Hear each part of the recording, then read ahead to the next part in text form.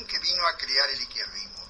Lo que trajo el izquierdismo tanto en Argentina como Uruguay han sido campañas del miedo exitosas, generando temor en cada bando frente al otro. Es un juego de suma cero en donde quien gana se queda con todo y no precisa convivir con el de enfrente. Estamos hablando de gente que no conoce la alternancia de poder. Fragmentadores hacia afuera y fragmentados hacia adentro se unifican solamente insultando al otro bando.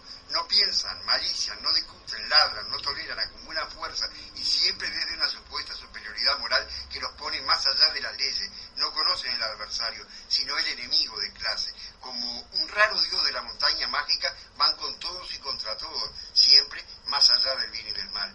El fanatismo aniquila las convicciones y mucho más el fanatismo mediocre y la mediocridad fanatizada, estulticia, ofensa y desafío, ponen a toda la sociedad en pie de guerra, diciéndole a todo el que se les oponga, no te necesitamos, no existís. Cuando son oposición reclaman una libertad que no están dispuestos cuando son gobierno a conceder.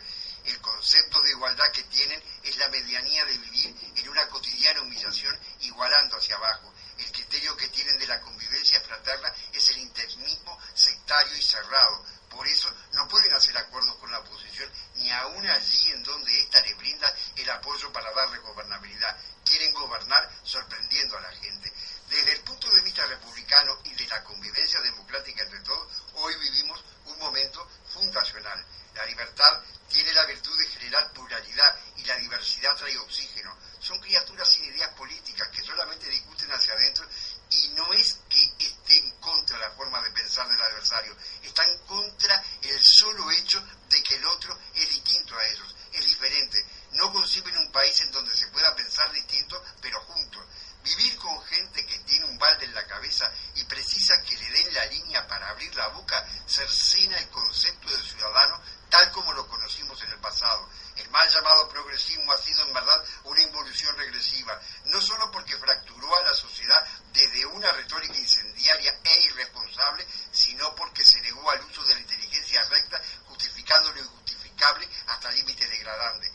Los Allende, los Perón, los Kirchner no se hacen ningún problema porque se sienten elegidos por el Altísimo para darla y para liquidarla. Eso sí, cuando se les viene todo encima, lo primero que salen pidiendo es por el derecho humano de los izquierdos humanos. Arman un discurso en donde Pérez Ucovich en Chile, Braden en los tiempos de Perón o el diario Clarín en la década K tienen la culpa de todo. No tienen aliados internacionales. Cuando la Guerra Civil Española, por ejemplo, los únicos aliados que tenían eran Rusia y Uruguay. Cuando cae Allende, el único apoyo era Cuba y Rusia. Cuando derrocan a Perón, solo la España de Franco le dio asilo político, porque hasta el Paraguay de Alfredo Stroessner había tenido conflicto con ese delirio que era la Argentina potencia. Se lo ve claramente con Cristina Kirchner, en donde al final sus únicos aliados eran Venezuela, Cuba, China y Rusia, porque si en algo se especializó es en quemar las naves con todos los países del mundo, empezando por la región. Ni en el Chile de Bachelet, ni en el Uruguay de Vázquez, los izquierdistas la podían ver. Argentina hoy es una democracia sin república, un país devastado. Chile y Uruguay el reino de la ignorancia, la ineptitud y la improvisación. Brasil una bomba de tiempo que pierde en una fuga de capitales hasta el grado inversor. Buscan la destrucción total a los Fidel Castro y si no van más lejos es porque no les da la capacidad. Eso sí, las víctimas del populismo demagógico que suelen ser los operadores económicos, las fuerzas vivas de la economía, son las que tienen que hacer autocrítica. Hoy están de capa caída y se preparan para una oposición salvaje, buscando boicotear todas las medidas que se pueden llevar adelante por más sensatas y razonables que sean. Lo vemos en el Uruguay, en donde ya comienzan a desprezarse y a poner el palo en la rueda por cualquier cosa en una irresponsable gimnasia política, así sea contra lo mismo que votaron. Prefieren escupir del plato donde comen antes que tener una actitud constructiva cuando hacen oposición, incluso por razones de pulseada interna. Están siempre obligados a reinventarse elección tras elección, como si los candidatos emergentes de la fuerza oficialista hubieran salido de adentro de un bollón y no hubieran tenido ninguna responsabilidad en la gestión anterior, cuando eran las caras visibles y responsables de lo que se hizo. Cuando se pasan facturas entre ellos, se dicen las cosas más increíbles que alguien pueda escuchar, al punto que dejan corta la oposición que tuvieron hasta entonces. Con el tiempo que llevan gobernando, la pobreza estructural es responsabilidad de ellos, que los precisan para llevarlo de la nariz.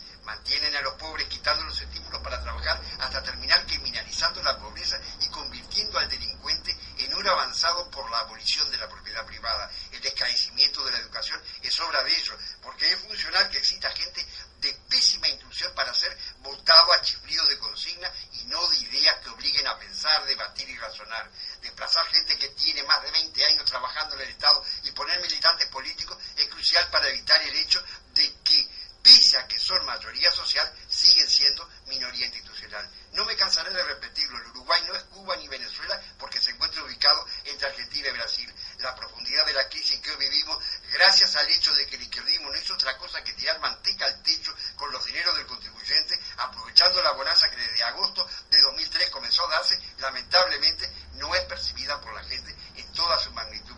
Y ese es un desafío, al punto que muchos piensan que es mejor que sigan gobernando ellos, que han sido los responsables del tropicio. Están quienes sostienen que cada país tiene el gobierno que se merece. Más exacto sería decir que cada lote generacional tiene el país que realmente quiso. Y si hoy estamos rodeados de niní que ni estudian ni trabajan, es porque así lo han querido estos grandes